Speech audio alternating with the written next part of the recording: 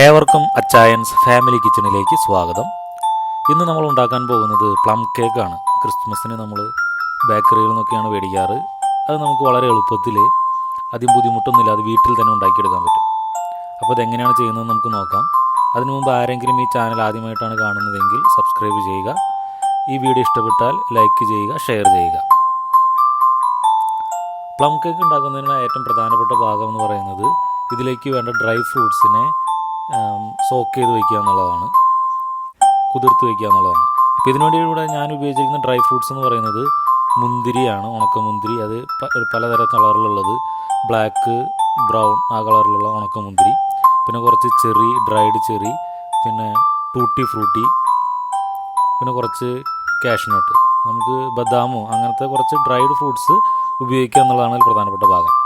ഇതിനെ നമ്മൾ കുറച്ച് ഓറഞ്ച് ജ്യൂസ് ഒഴിച്ച് കുതിർത്ത് വയ്ക്കുക. അപ്പോൾ ഓറഞ്ച് ജ്യൂസ് കടയിൽ നിന്ന് വാങ്ങുന്നതിനേക്കാളും നല്ലത് ഒരു ഓറഞ്ച് മേടിച്ച് പിഴിഞ്ഞ് അതിൻ്റെ നീരൊഴിച്ച് വെച്ചാലും മതി.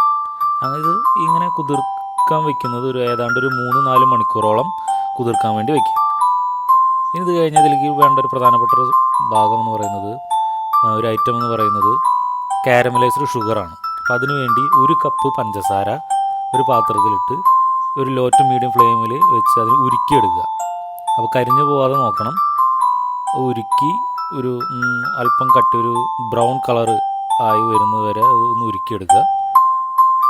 അതിന് ശേഷം അതിൻ്റെ അകത്തോട്ട് കുറച്ച് ഒരു 2-3 ടേബിൾ സ്പൂൺ വെള്ളം ഒഴിച്ച് ഒന്ന് മിക്സ് ചെയ്ത് അതിനെ തണുക്കാൻ വേണ്ടി വയ്ക്കുക.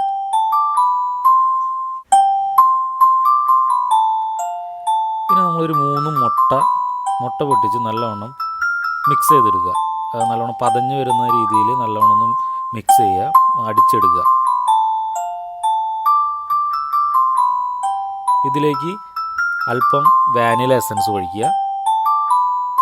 കുറച്ച് ഓയിൽ, ഒരു ടേബിൾ സ്പൂണോളം വെജിറ്റബിൾ ഓയിൽ ഒഴിക്കുക. എന്നിട്ട് അതിന് നല്ലവണ്ണം മിക്സ് ചെയ്തെടുക്കുക.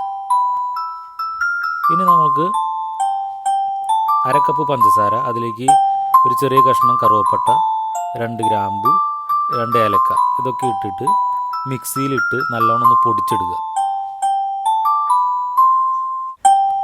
ഇനി നമ്മൾ ഉപയോഗിക്കുന്നത് മൈദയാണ്, ഇതിന് കേക്ക് ഉണ്ടാക്കാൻ ഉപയോഗിക്കുന്നത്. അപ്പോൾ 1 കപ്പ് മൈദ, ഏതാണ്ട് ഒരു 200 ഗ്രാം മൈദയാണ് ഈ 3 മുട്ടയുള്ള ബാറ്ററിലേക്ക് നമ്മൾ ഉപയോഗിക്കുന്നത്. 1 കപ്പ് മൈദ, അതിലേക്ക് നമ്മൾ നേരത്തെ പൊടിച്ചു വെച്ച പഞ്ചസാരയുടെ മിക്സ്, അതിലേക്ക് കുറച്ച് കൊക്കോ പൗഡർ ഏതാണ്ട് 1 ടേബിൾ സ്പൂൺ, ഒരല്പം ബേക്കിംഗ് സോഡയും 1 ടീസ്പൂൺ ബേക്കിംഗ് പൗഡർ, ഇതെല്ലാം ഇട്ട് നല്ലോണം അരിച്ച് ഇടുക. ഈ അരിച്ചെടുത്തത് നമ്മൾ നേരത്തെ കലക്കി വെച്ച മുട്ടയിലേക്ക് മിക്സ് ചെയ്തെടുക്കുക. അപ്പോൾ നല്ലോണം കുത്തിയിളക്കി മിക്സ് ചെയ്യേണ്ട, ഒന്ന് കറക്കി വിസ്കോണ്ടോ കയ്യിലോണ്ടോ നല്ലോണം ഒന്ന് കറക്കി മൊത്തത്തിലൊന്ന് അതിനകത്ത് മിക്സായി കിട്ടുന്ന രീതിയിൽ മിക്സ് ചെയ്തെടുത്താൽ മതി. ഇനി അതിലേക്ക് നമ്മൾ നേരത്തെ ഉണ്ടാക്കി വെച്ച കാരമലൈസ്ഡ് ഷുഗർ ഒഴിച്ചു കൊടുക്കുക.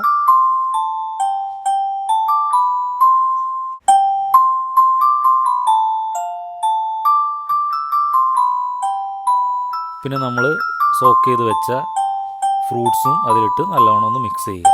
ഇപ്പോൾ നമ്മുടെ ബാറ്റർ തയ്യാറായി. ഇനി ഇതിൽ നമ്മളൊരു കേക്ക് ഉണ്ടാക്കുന്ന ഒരു മോൾഡിലോട്ട് ഒഴിച്ചു കൊടുക്കുക. അപ്പോൾ മോൾഡിൽ നമുക്ക് വേണമെങ്കിൽ ബട്ടർ പേപ്പർ വയ്ക്കാം, അല്ലെങ്കിൽ കുറച്ച് ഓയിൽ ഒഴിച്ച് കുറച്ച് മൈദ തൂവി കൊടുക്കുക, അടി പിടിക്കാതിരിക്കുക. അതിലേക്ക് ബാറ്റർ ഒഴിച്ച് ബാറ്റർ സെറ്റാക്കി വയ്ക്കുക. ഇനി ഒരു 5 മിനിറ്റ് അല്ലെങ്കിൽ 10 മിനിറ്റ് പ്രീ ഹീറ്റ് ചെയ്തൊരു പാത്രത്തിൻ്റെ അകത്തോട്ട് ഈ ബാറ്റർ ഒഴിച്ച് വെച്ച പാത്രം ഇറക്കി വെച്ച് അത് മൂടി വെച്ച് ഒരു ലോ ഫ്ലെയിമിൽ 1 അവർ വേവിച്ചെടുക്കുക.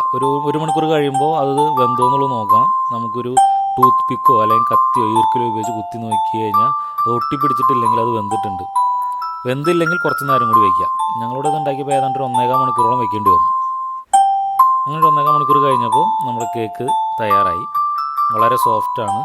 ബേക്കറിയിൽ നിന്ന് വാങ്ങുന്ന അതേ ടേസ്റ്റിലും രൂപത്തിലും നമുക്കിത് ഉണ്ടാക്കിയെടുക്കാം. വളരെ എളുപ്പമാണ്. അപ്പോൾ നിങ്ങളും ഇതുപോലെ ഒന്ന് ട്രൈ ചെയ്ത് നോക്കുക. നിങ്ങളുടെ അഭിപ്രായങ്ങൾ അറിയിക്കുക.